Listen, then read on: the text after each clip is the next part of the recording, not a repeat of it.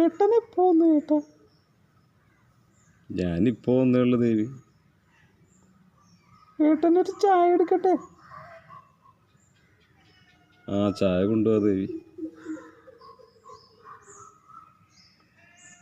എന്നാ ഏട്ടാ.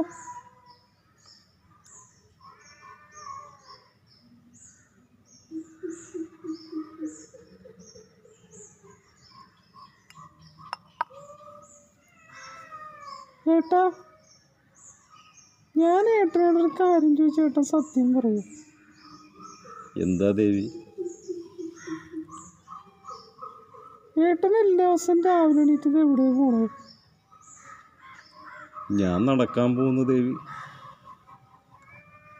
നിന്നെ ഞാൻ എല്ലാ ദിവസവും വിളിക്കുന്നുണ്ട്. നീ പോത്തിനെ പോലെയല്ലേ കിടന്നുറങ്ങുന്നത്. നടക്കാൻ പോകുന്നത് നല്ലതാണ് ദേവി. പ്രായമൊക്കെ ആയില്ലേ. എല്ലാ ദിവസവും രാവിലെ എഴുന്നേറ്റ് നടക്കണം. അത് നമ്മുടെ ആരോഗ്യത്തിന് വളരെ നല്ലതാണ് ദേവി. ഏട്ടൻ എത്ര കിലോമീറ്റർ നടക്കും ഏട്ടാ ഒരു ദിവസം? ഞാനൊരു 10 കിലോമീറ്റർ നടക്കും.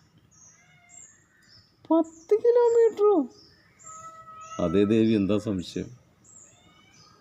ഞാൻ 10 കിലോമീറ്റർ നടക്കും. അതിനുശേഷം യോഗ ചെയ്യും. ഏട്ടന് ആളെ കൊള്ളാലോ.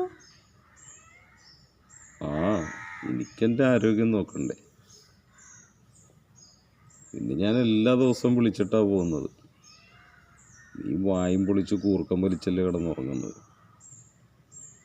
നാളെ മുതലേ നീ എൻ്റെ കൂടെ ഓടാൻ വരണം കേട്ടോ. അല്ലെങ്കിലേ വെള്ളം കോരി ഞാൻ നിന്റെ തലവഴി ഒഴിക്കും ദേവി. ഏട്ടാ അങ്ങനെയൊന്നും പറയില്ല ഏട്ടാ. എനിക്കും ആഗ്രഹമുണ്ട് പറഞ്ഞെന്നൊക്കെ. പക്ഷേ ഞാൻ ഉറങ്ങിപ്പോണു കേട്ടാ. എന്താണെന്നറിയില്ല. രാത്രി എനിക്ക് അങ്ങനെ ഉറക്കമൊന്നും കിട്ടുന്നില്ല. അതെന്താ ദേവി രാത്രി നിനക്ക് ഉറക്കില്ലാത്തത്? എന്താണെന്നറിയില്ല ഏട്ടാ. ഏട്ടൻ പോത്തിനെ പോലെ കൂർക്കം വലിച്ചിരുന്ന് ഉറങ്ങുമ്പോഴേ ഞാൻ വെറുതെ കണ്ണും തുറന്നിരിക്കുക.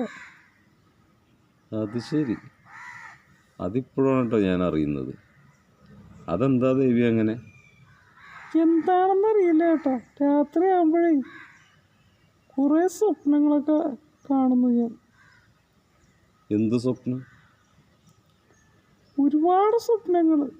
ഞാനേ ഗൾഫിലേക്ക് പോകുന്നതും അവിടെ കപ്പലിൽ കയറി യാത്ര ചെയ്യുന്നതൊക്കെ. എൻ്റെ ദേവി, നടക്കാത്ത സ്വപ്നങ്ങളൊക്കെയാണല്ലോ നീ കാണുന്നത്. ഒന്ന് പോയേട്ടാ, എന്നെ കളിയാക്കണ്ട. ഞാൻ പോവും, കപ്പലിലും കയറും. ശരിയാണ്, നീ പോകും, കപ്പലിലും കയറും.